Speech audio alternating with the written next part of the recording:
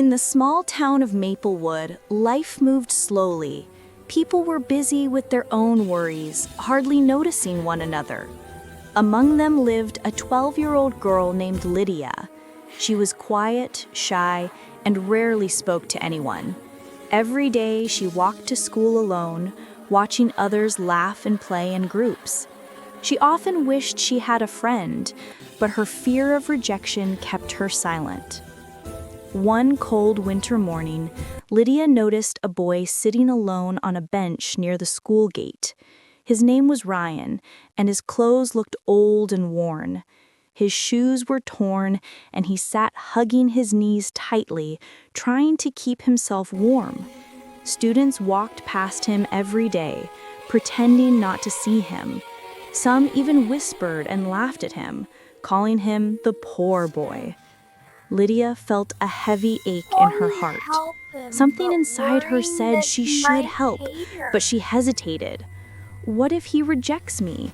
What if others laugh at me too? The bell rang and she went to class, trying to forget the image of the lonely boy shivering outside. During lunch, Lydia opened her lunchbox and saw the warm, homemade food packed by her mother. She suddenly remembered Ryan again. Without thinking twice, she stood up and walked to the bench where he was still sitting quietly. Her heart was racing. "Hi," she said softly, holding out her lunchbox. "Do you want to share?" Ryan looked up in surprise. For a moment, he said nothing, as if he could not believe someone was speaking kindly to him. Then his eyes filled with tears, and he nodded slowly. They sat together, sharing food and talking.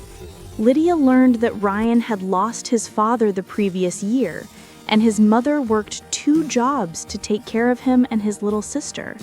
They barely had enough money for basic needs, which was why he often came to school hungry.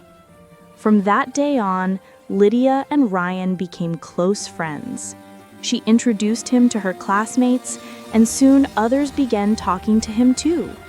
Soon the students stopped laughing, and instead they started helping, bringing extra snacks, donating clothes, and inviting him to play.